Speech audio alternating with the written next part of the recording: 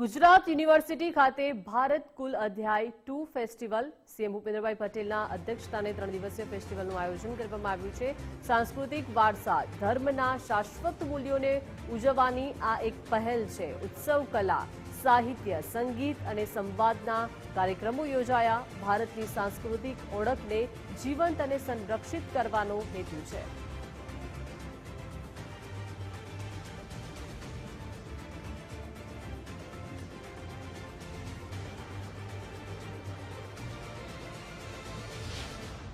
હું હંમેશા કહું છું કે પ્રેસ મીડિયાના મિત્રો દ્વારા જે પણ નેગેટિવ આવે એને અમે પોઝિટિવ લઈએ છીએ। કેમ તો કે ભાઈ હા જરૂરી છે અમારા માટે કે ભાઈ ધ્યાન ઉપર આવ્યું છે તો એને સુધારો, ના થયું હોય કદાચ એમને કોઈક વસ્તુ પહોંચી ગઈ હોય ને એમને બતાડ્યું હોય તો એને ત્યાં પૂરી કરી દેવાની, પણ જોઈએ જ નહીં કે આ તો યાર રોજ નેગેટિવ આવે છે કેવી રીતે જોવું, એવું નહીં હોઈ શકે। જોવું તો પડે જ। એટલે આની અંદર ભાવની વાત છે કે ભાવ તમારો બદલાવો ના જોઈએ। તમે નેગેટિવ આપતા આપતા આપતા ભાવ જ બદલી નાખો તો એ ના ચાલે। ભાવ તો આપણો સારા માટેનો જ રહેવો જોઈએ। નેગેટિવ ન્યૂઝમાં પણ તમે ન્યૂઝ આપતી વખતે તમારો ભાવ કે ભાઈ આ અમે ન્યૂઝ મોકલીએ છીએ તો સરકાર એને પોઝિટિવ લઈને એને સારું કરે તો પબ્લિકનું સારું થાય, પણ ક્રિટિસાઇઝ કરવા માટે કે ભાઈ આ તો મજા આવી જશે સરકારનો બરોબર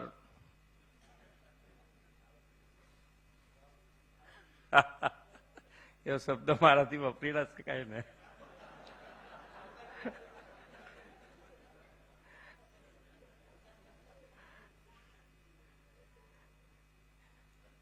તો આપણે જે માનનીય વડાપ્રધાન શ્રી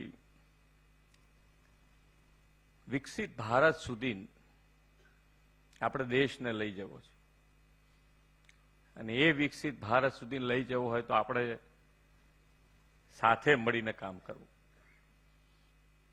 જે છે સુધારવાનું જ હોય, સુધારીને જ આગળ વધવાનું હોય, પણ ફેસિલિટી વધતી જાય એમ એમ આપણી આદતો બદલાતી જાય, અને એ બધી આદતોમાં કેવી રીતે આગળ વધવું એનો ધ્યાન રાખીને આપણે કામ કરીએ તો મને લાગે છે ત્યાં સુધી વિકસિત ભારતનો જે સંકલ્પ માન્ય વડાપ્રધાન છે એ આપણે અચૂક પૂરો કરી શકીશું। ને એમાં સૌથી વધારે લીડ સાથે જો કોઈ રાજ્ય ચાલશે તો એ ગુજરાત ચાલશે। નરેન્દ્રભાઈ મોદીના કોર વિષય અને એ જ કોર વિષયો જોડે એમને ગુજરાતના વિકાસની આખી એમ કે ને હરણફલ કે જે રીતે એમને ચાલુ કર્યું કામ ને ક્યાં પહોંચ્યું, તો સૌથી પહેલા કોઈ બી કામ ચાલુ કરો ને તો એની અંદર ભાવ હોવો જોઈએ, ઇમોશન્સ।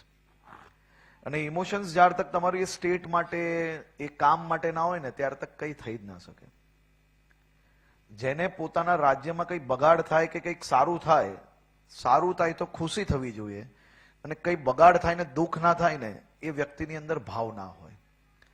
અને અહીંયા બેઠેલા સૌ લોકોએ નરેન્દ્રભાઈને ગુજરાત પ્રત્યે દેશ પ્રત્યેનો ભાવ એ સૌ લોકોએ નજીકથી જોયો હશે, અને એ જ વિચારોથી આપણા રાજ્યના વિકાસની શરૂઆત થઈ અને આજે આપણું રાજ્ય ક્યાંનું ક્યાં પહોંચ્યું છે।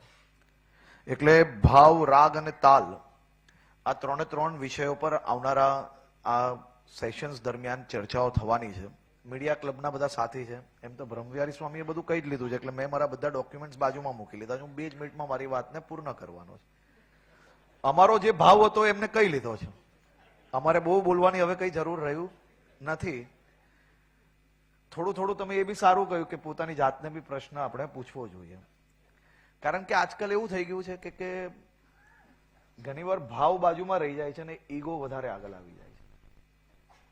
તમે દરરોજ જે વાંચો છો એ જરૂર નથી કે એમનો ભાવ છે, કારણ કે આ તો બધાનો ભાવ રાજ્ય પ્રત્યે સમર્પિત જ છે, એમાં કોઈ ફરક નથી, ભાવમાં કોઈ ફરક નથી। ઘણીવાર ઈગોના હિસાબે બી અમુક વસ્તુઓ થઈ જતી હોય છે, પણ ઈગો તો કેવું છે કે 1-2 દિવસની વાત હોય, 30 દિવસ બધું બરાબર જ હોય।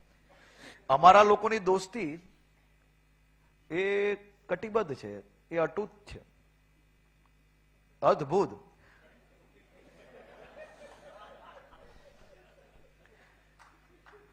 જય વીરુની દોસ્તી હમણાં ધર્મેન્દ્રજી અમારે સિંહ જય વીરુની જોડી આપણી જોડે હતા, પણ ક્યાંક ને ક્યાંક જય વીરુની જેવી દોસ્તી હોય ને એવી આપણા સૌની દોસ્તી છે.